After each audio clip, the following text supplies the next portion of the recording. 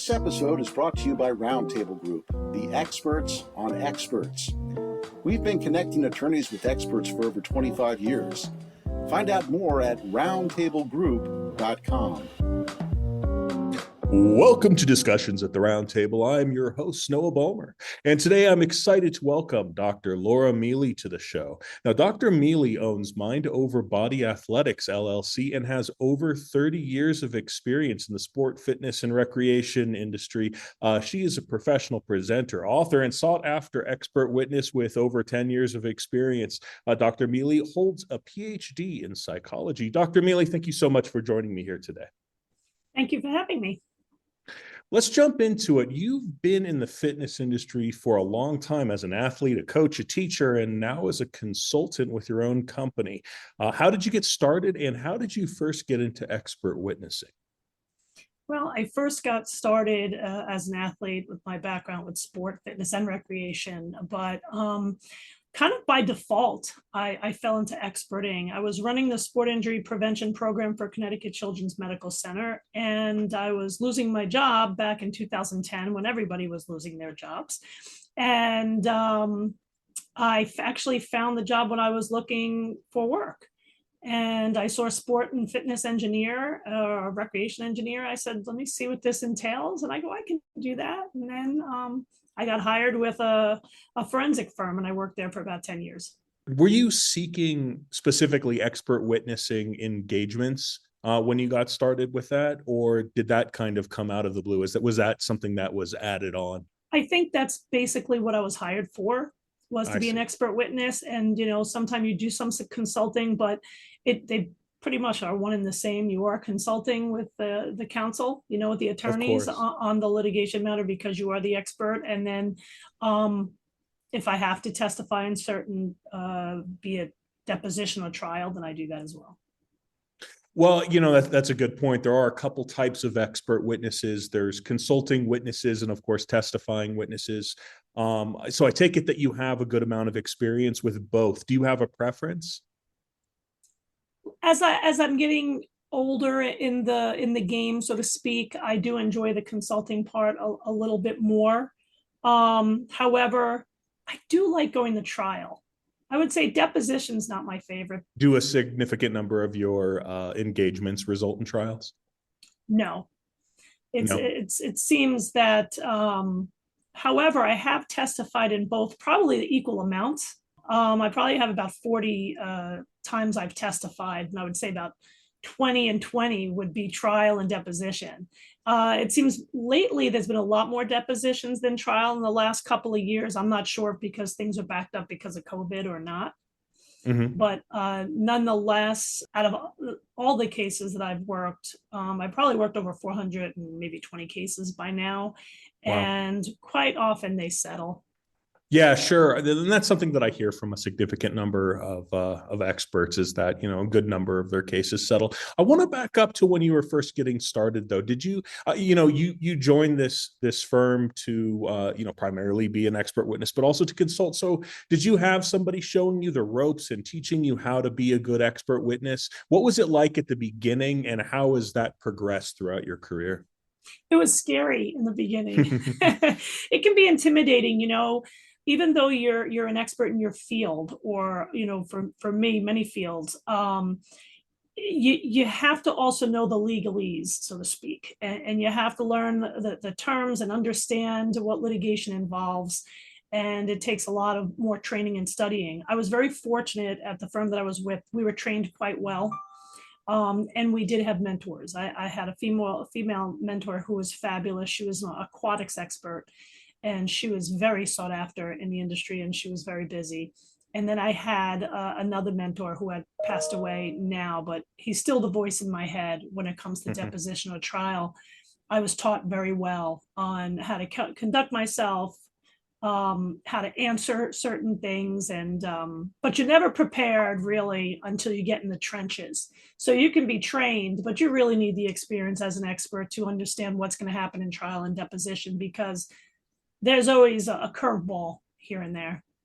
As you say, there's no replacement for experience, but what are some of the training and some of the preparation techniques that really work for you? Let's dig into that a little bit. Let's say, for example, you're going to write a report. What techniques do you use to make sure that you get everything that you mean to get across, that you're giving, in the correct scope that the attorney wants, and that you are both on the same page? That's a great question, because for the way that I have to handle cases, I'm more what's considered a standard of care expert. Mhm. And what that involves is more qualification versus quantification, like an engineer or a doctor, who would have to quantify their responses. For me, I have to work up the file. So I use, like anyone else's, scientific methodology. And with my methodology, what that entails is reviewing the whole case file, extrapolating the important facts, and then rendering my opinions. Now, they're not net opinions, so they're based on my education, experience, and training, but I also Sure. look into the industry and I find what the best and safe industry practices are, and then I use them as supportive references for what I said, because I want to demonstrate that I'm not the only one saying this. This is how it's done in the industry, and these are the best and safe practices. When you're actually doing the actual writing of it, tell me about the way that you organize your thoughts, the way that you get it on paper. How do you write? Do you outline it? Do you just kind of go with the flow as it comes off the top of your head? Do you work with your attorney to make sure, obviously there can be discovery issues depending on the specific case that you're working on, but when possible, do you work with your attorney to make sure that it's getting the correct points? um I don't typically work with the attorneys. If they'd like to see a draft, I allow them, but my opinions are what they are. Right. So if they don't like tomato type thing, then yeah, I'll work with them. But I don't typically work with them on my report. So when it comes to writing my report, I work on just the same summary. I put a summary together and that becomes my report. I don't put things in all different areas. It's one working summary that turns into the report itself. And I was always taught to ask questions. What happened? Um, you know, what supportive references to what you believe will back up what you feel that happened. And Mhm. if X, then Y. So basically, I always say my Woody statement, I call it. So anybody who's my age or older remembers Woody Woodpecker. And if Woody would have gone straight to the police, this would never have happened. So had such and such done this, then this would not have happened. So I always have my Woody statement, because that's really when you definitely want to hammer home. And then you have to give the why behind it. So that's it. It's an outline of 3 questions, and then I just put it all together.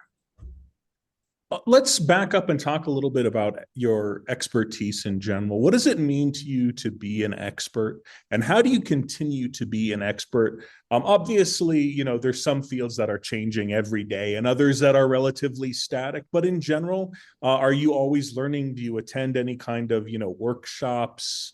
What sorts of things do you do to remain an expert? What sorts of things do you recommend that experts in general, not even in your own field, do to stay on top of their game? I'm a consummate learner. I don't even know if I sleep half the time. I'm constantly researching.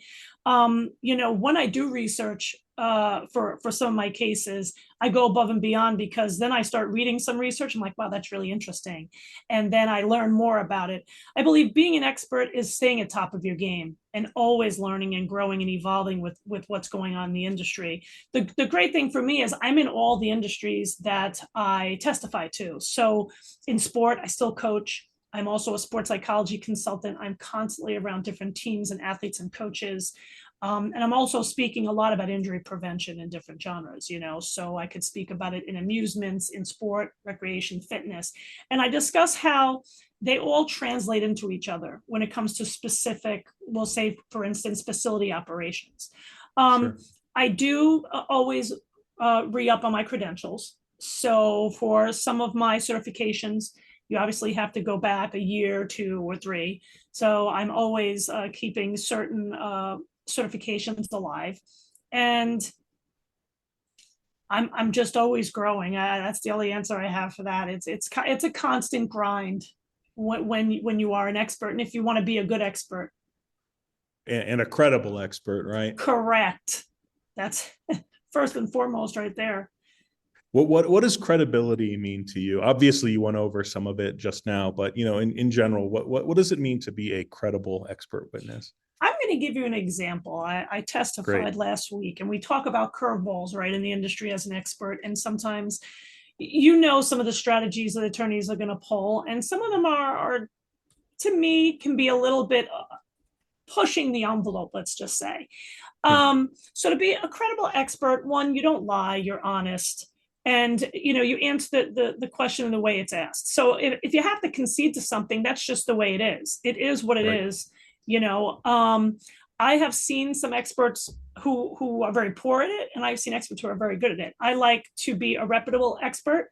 Being a female in the industry, and I'm not trying to make this a thing, but it is a predominantly a male-dominated industry. So as a female, you really want to make sure that your game is heightened. So when it comes to credibility, the way you carry yourself, the things that you say, making certain that you have done your due diligence for your client. And that's not just because I'm a female, but in general, I feel like quite often we fight a little bit harder in the industry. So going to this deposition. So this attorney probably grilled me for about 3.5 hours, just predominantly on my background.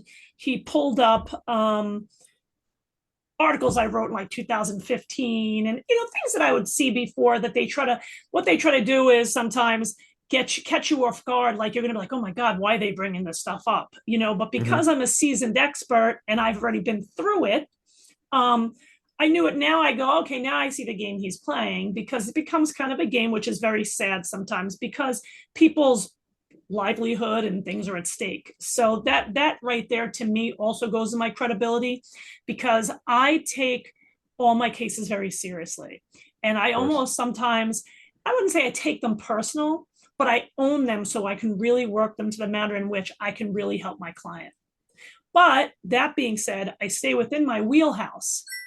Being a credible expert is also staying within your wheelhouse and your sandbox and not stepping out and overextending yourself. So like I said, I have a very vast background in sport, fitness, and recreation. So getting back to the deposition, he continued to ask questions, and then he brought up, were your opinions ever struck, or did you ever have this happen or that happen? And the question is yes, no, yes, no. Well, did you know this? And he threw out some case I had no idea that's an opinion got struck. He's trying to make it seem like it's a bearing on my credibility. Quite often, there's a lot of legal arguments behind the scenes. And for new experts, they don't really know this, right? So now that I'm a seasoned expert, I know it. So if I was a new expert and got attacked this way during deposition, I probably would have panicked, because I wouldn't have known really how to answer that, because I'd have been like, oh my God, did I do something wrong? So that being said, he continued to push, and I said, counsel, and I don't usually get, and one thing you have to make sure also to be credible, you don't want to become a hothead, but I did get a little heated, which doesn't happen very often, only because he continued to try to tarnish me. And I didn't appreciate the strategy. Being strategic's one thing, but then when it started to feel like it was a personal attack, was a little much. I did learn something from that deposition, was I should have stopped it when he was like, well, are you a liar? Are you lying? Kind of thing. I should have stopped. I didn't know to, but I reached out to a former mentor, and he said, next time you stop it and you tell them you'll do it another time. Because at that time it started to become a little personal, which was unnecessary, honestly. So I explained to the attorney, no, I didn't know that opinion got struck. However, there's been nights before I go to trial, and I've had like 9 opinions, and I go to prep with the attorney. He's like, oh, you can only speak to one. And I'm like, what do you mean? I just studied like 30 hours, for this trial. That would have cut down a lot of like loss of sleep for me. And he said there was immunities And there are a lot of legal arguments behind the scenes, has nothing to do with you. A lot of your opinions just got struck from the record. And it really doesn't, but can it happen where there's bearing, where your opinions can get struck if you step out of your sandbox? 100%. I just choose not to do that because I like my job. and this is my career. And I'm very big on my reputation, not only as an expert, but what I do in sports psychology, what I do with my athletes. I'm a coach, I'm a role model, and it's really important for me. So when this attorney was really coming at me at that level, I questioned him, which I don't do quite often. And I asked, I don't understand your strategy here. Can we move on? So it was interesting. You made a lot of great points there. Is that something that you feel attorneys could do a better job preparing, especially newer experts for? So say you said, that if this had been your first time, you may have panicked, right? Given that strategy. So what's the takeaway? What can newer experts do to not find themselves in that situation? Or if they do, how should they react to that? Well, one, they should recognize the strategy and why they're doing it. Quite often when attorneys start with kind of the BS part and they're just asking you questions, one, they're trying to exhaust you in the beginning. They try to mentally exhaust you by going through your background, and it's very grueling sometimes. And for a new expert, it can be very tiring. I'm old, it gets tiring anyway, but I'm better at it now. But and also what's very important for new experts are to recognize that these strategies are to deflect. Usually when attorneys use this strategy, they don't really have anything to get you on your opinions. So they're going to do whatever they can to try to push you into a corner and have you say something out of context to try to get you and then get you pushed out of the case. Because their whole, if they know that if you have really sound opinions and they can't fight them, they're going to use strategies to try to bring it to either summary judgment or bring it to the judge and say, oh, this expert doesn't have this qualification or that qualification. So that's one. Two, take a deep breath and answer the first question when you hear it, and then get off, take a break. It's very important when you testify. I take a break every hour. I cap my depositions at 4 hours because I find that I just get too tired after that. And it's not fair to my client if I can't, really conduct myself in a manner that's going to be able to retrieve some of the information that I need to. And I want to be crisp. So sometimes if I have, for instance, even in this case, it was in far west, it was 3 hour difference. Now I'm testifying well into late afternoon. By that time, I'm already tired. And it's an unfair advantage and it's unfair to my client. So I recognize that. So I've always capped my depositions.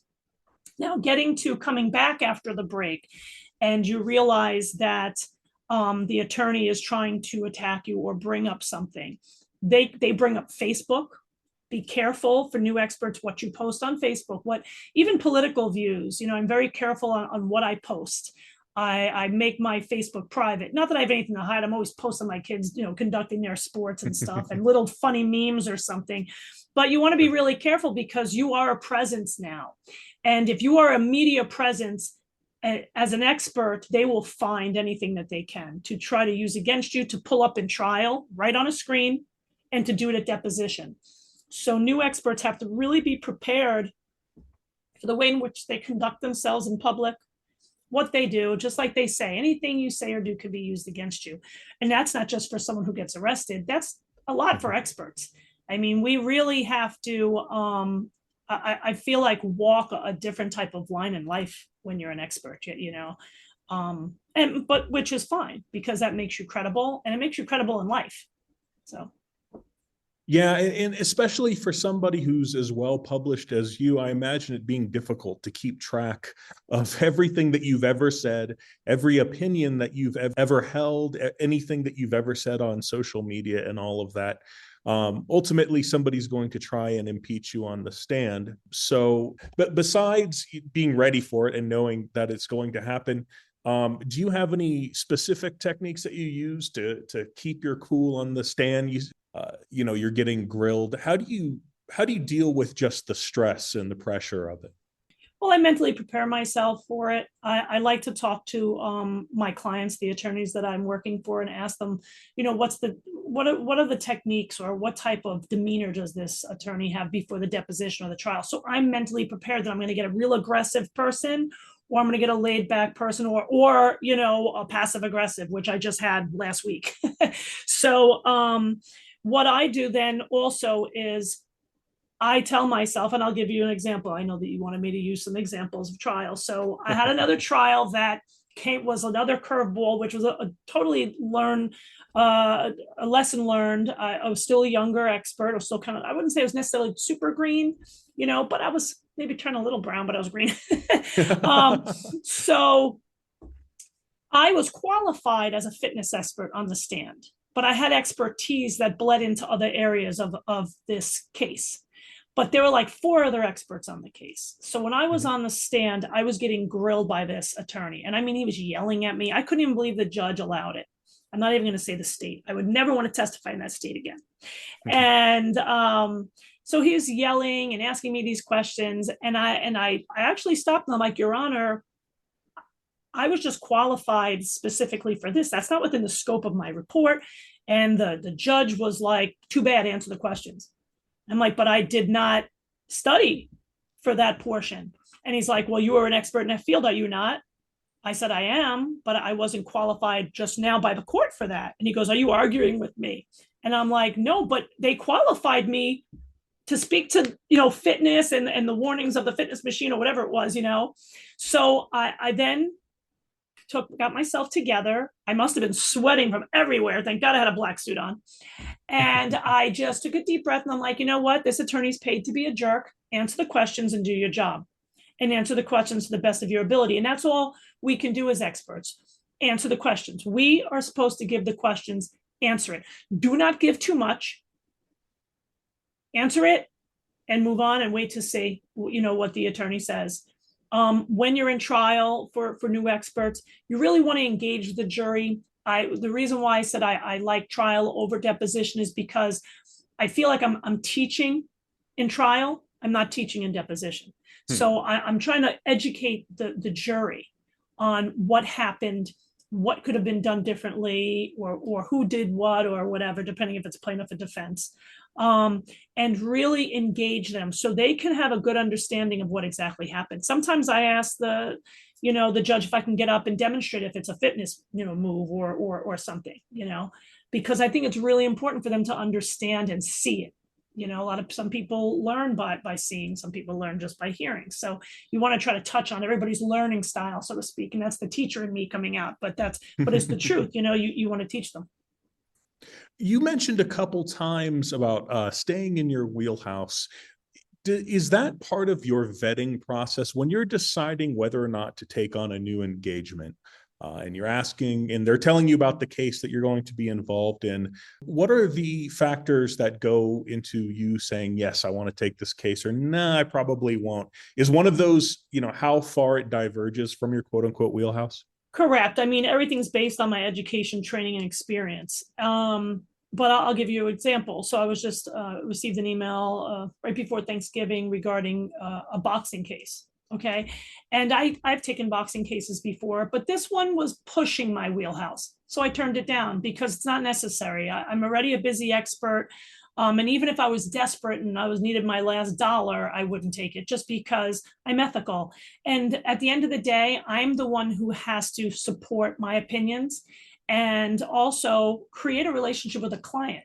I don't want to take on a client and then I can't do my due diligence.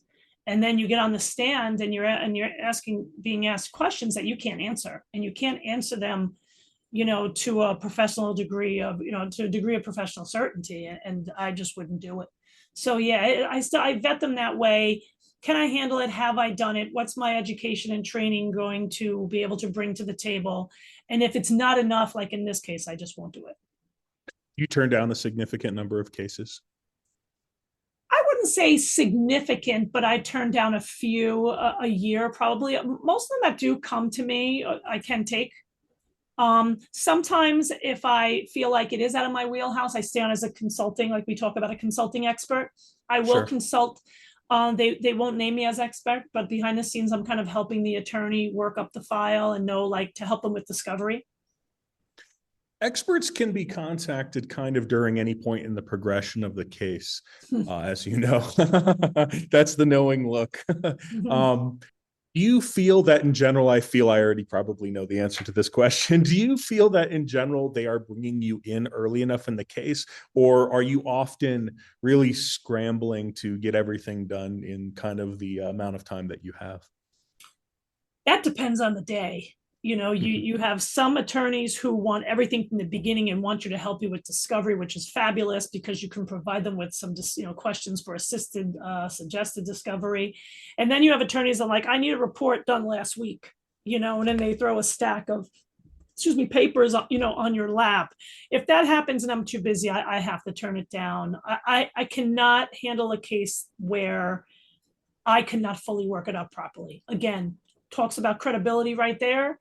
You have to be able to be prepared to be able to put together a report and render opinions. And, I can't be given something and say, hey, you have a 48-hour turnover, but you have 1,000 pages to read. It's just not going to happen. Now other experts will probably do it for them 100%. Yeah. But if they tell you they're going through everything, they're not. There's no way, so for me, that's one of the things, the reason why I would turn something down also. But yeah, it just depends on the day.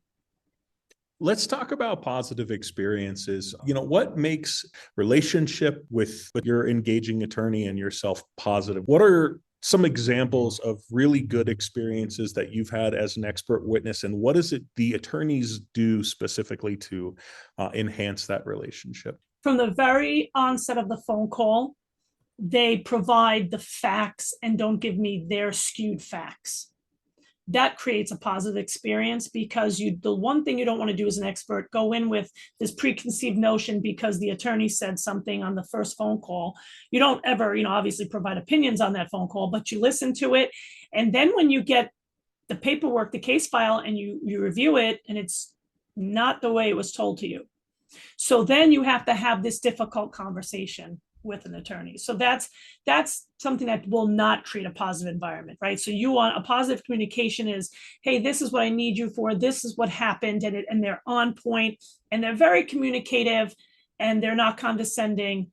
And I think a positive relationship too is the fact that you can tell that they are very involved in the case. Sometimes, not that they're not involved, but they're busy. So they have a paralegal doing a lot of the contact with you. And I prefer to have contact with the attorney themselves. So the attorneys that I do have the majority of the contact with, it's way more of a positive experience because it's smoother, it's easier, and it's less time consuming, if that makes any sense. Sure, of course. Before we wrap up, do you have any last tips for newer expert witnesses specifically, or attorneys that are working with newer expert witnesses, how they can make these engagements more positive from the get-go? So I think for any new expert, do your research. And there's books out there that will help you to become a good expert. I've read a lot of books. You need to, I call it learning the craft of experting too. Just because you're an expert doesn't mean you're going to be an expert at the craft of testifying. Learn how to testify. Ask attorneys, can you test me here? Can you question me the way I might be questioned, especially as a new expert? We did that a lot. I was not allowed to testify in my old firm until we prepped. So we were prepped by a mentor and they questioned us constantly.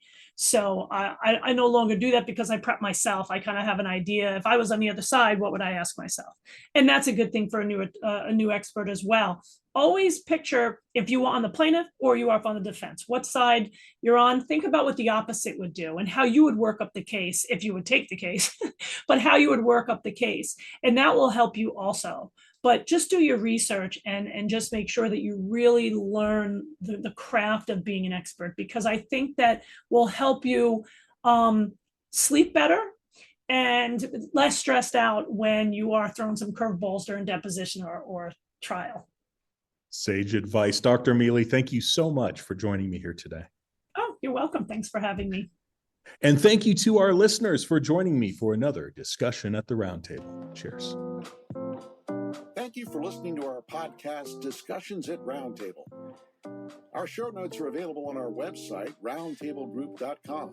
Subscribe today on Apple Podcasts or your favorite listening apps.